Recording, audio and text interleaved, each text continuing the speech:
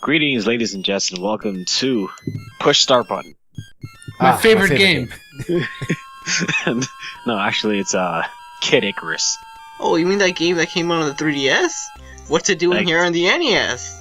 That game isn't like the kid in that game like Icarus or something like that? Yeah. Is it like his name? I'm pretty sure there's a lot of people wondering, like, why the fuck are you playing a game such as this? Well, I don't know. It's fun. Zelda's the guy, right? I wonder who this Kid Icarus guy is. I want to meet him. Is he friends with Metroid? No, speaking of which, this is made by the same guy who made Metroid. And Gunpei Yokoi, right? Yep, and he's also in Not this game Sakamoto. runs on this, Rest in peace, good sir. and this also runs on the same engine as the as Metroid. Didn't they also come out on the same day? No. Look it up. No, I don't think so.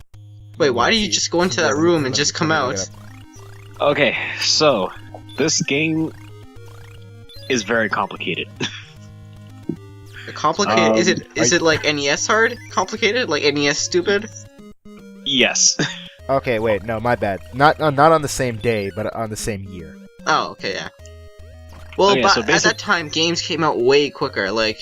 Yeah, because they were a lot simpler to make. Yeah. And the main thing So- about games were that you make them as hard as possible so that people play them for longer.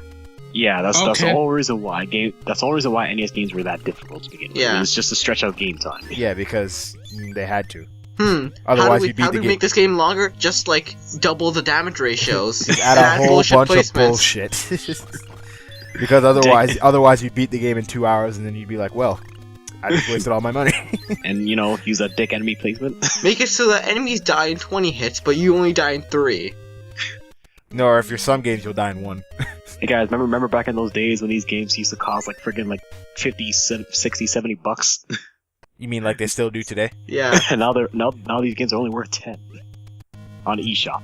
On the eShop. I was gonna say, not in retail. So, in retail, they're probably worth like thousands of dollars. So where's the fourth wall breaking stuff? I want to see that. I'm sorry, that's but that does not happen until 3DS. You're lying. That's not for another 25 years, Ian. Alright. I'm leaving. See you guys. Later, Ian. What the Okay, What so- the hell? That Grim Reaper Reapers. just turned into an old nanny. And then he sent his 20 sons after you.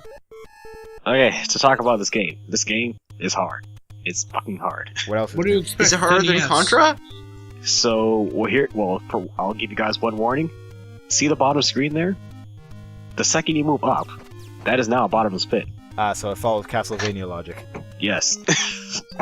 So, this Can basically... you guys hold on for a minute? I'll be back. Alright. So, yeah, that's a bottomless pit, so basically, don't fall. And this game is... Huh? So wait, hold on a second, Jerome. You're telling me that I should not fall in the dangerous pit? No, it's just sad, because, like, basically what was ground there, that you clearly saw as ground, is now death. But, the thing is, the thing you have to worry about this game in order to make it more tolerable, because I was, like, just straight out, this game is hard in the beginning, but once you get into the, like, through the middle to the end, it starts to get a bit easier. Because, this game kind of has some RPG elements into it. How so? One, those things that you're collecting from enemies after you kill them, those are, like, your currency of the game. It's not, life. It's money. You sell organs on the black market. Then again, Castlevania does something similar because it's not currency, but it's ammunition for your weapons and hearts. And I think it's in So you shoot blood organs at the black market. But the I thing, guess if you want to interpret it that way.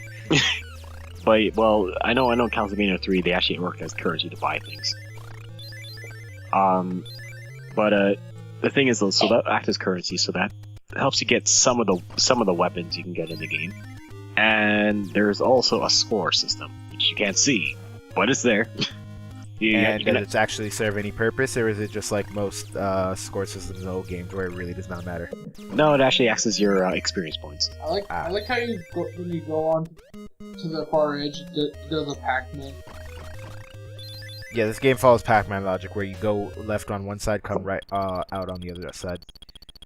What do you say, try building from me?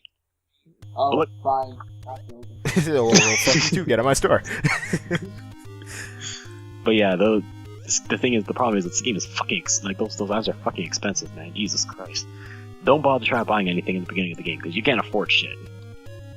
Fuck. Oh, and you can't afford to be live either. Yeah. The problem is though, some of these platforms are fall-through platforms like Kirby. So, and what's really stupid is that because of the warping system, if you accidentally go too far off to the side, you might actually warp to the other side onto something you can fall through and die. Which is really stupid. Yeah. And, I gotta also say that Pit's ducking sprite looks goofy, but in a funny way. And you can move while you're ducking. Oh, you can?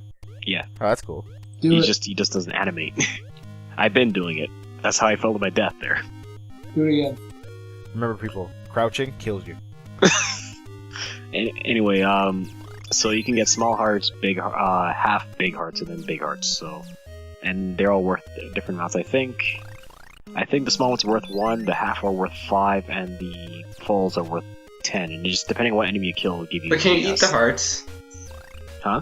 Can you eat the hearts? That's though? cannibalism, Lamont. No, they're like the what do you call it? They're like candy hearts. Hey, he's right. You don't know you don't know what flavor they are.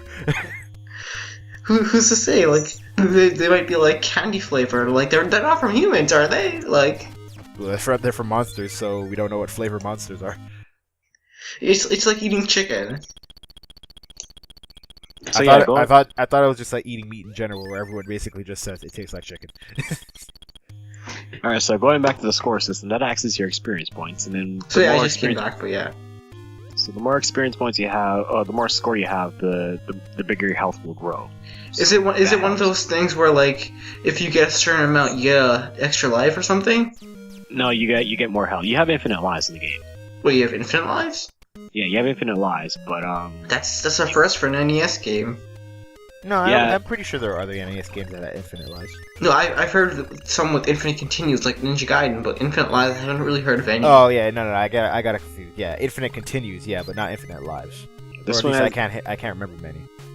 so this one has infinite lives, so you can be grateful. But the problem is though, there's no checkpoints. So if you die, if you die, you're going straight back to the beginning of the level. If you die, you go to hell. You go to hell, you die. That's why I had to do a lot of You editing. are a fallen angel. Oh, okay, please kill me now. Speaking of fallen angels, did you see that you know the guys who made Panzer Dragoon, right? The Panzer Dragoon guys, right? They were gonna one day make a Kid Icarus game. They had pitched for that. Have you seen their designs for that? Didn't it Really? look? Wait, are you talking about that? The edgy the Kid really Icarus. edgy design of Pit that they had. Yeah, that. it's disgusting. How like it's super edgy. It disgusts me. Yeah, Well, we gotta show you guys what That's that looks pretty like edgy. Yeah, And it's it- just that image. It's funny though, like because Pit pretty much changed from a ginger to like Bishonen. And like that edgy design, it had like all these weird things. It had like Pit having chains. It had him having a tribal tattoo on his arm. It's really Yeah, it's really odd design. Okay, so what I picked up there was a power up, which basically increases your attack power. And now Pit has green hair for some reason. Yeah, it changes color palette. But the thing is though, that room may not appear because there's actually a hidden experience system. Wait, is there like weird RNG for what room appears? No, it's more like depending on what you do in the level will determine if you're worthy of that power up. Oh, okay. It depends on how many enemies you kill and how many shots you take that either make a successful hit or get wasted. So I imagine you're trying to follow a guide for this or something like that. No, I looked at the wiki and I knew how to do that. The only guide I ever had to use was for the castles because those are fucking complicated. They're almost as they are as bad as the Zelda dungeons. Well, to be fair, the Zelda dungeons aren't really that bad. It only gets bad when you have to find those freaking destructible walls that have no indication that they can be blown up by a bomb. Those are the Yeah. only times I get pissed at the dungeons. You're talking about the Zelda 1 dungeons, right? Yes. Yeah, Zelda. Like, the thing about the Zelda 1 dungeons, I feel like they're all manageable until the last two. Like the Yeah, the last last two is two where are the the- bullshit really picks up. Yeah, Well, because they just flood. Because they just flood it with a ton of enemies. Yeah, and they have like a ton of rooms and no clear exit, and like a ton of dead ends too. But in this game's case, it's really maze-like, and honestly, the way how it's handled sometimes it can be a real pain, and especially when you finally get to the boss. Because again, if you die to that boss, you're starting the whole castle all over again. Oh, So and it's, by the way, and if you die, you lose. You basically lose everything you collected in that level. Oh So- shit, that sucks. But what about So the stuff for- you got from the last level? You keep those. Oh, So, for example, this attack power, the power upgrade. If I died in the same level I got it, I have to go get it all over again. And again, thanks to the hidden experience system, they may or may not show up again depending on what you do. Oh god, well that's kind of bullshit. speaking of something about this game, whenever I try to play this game in particular, I always feel like there's something wrong with the movement, like I'm walking on ice. It's kind of stiff. I think it's using the same. It has a similar momentum as Mega Man 1. Yeah. Where you yes, kind of have a bit of sliding. Yeah. Yeah, the one thing I do like that the 3DS Classic did was they kind of. Oh yeah, there's also times that enemies will just freaking land on top of you. Next time a car's Vector comes.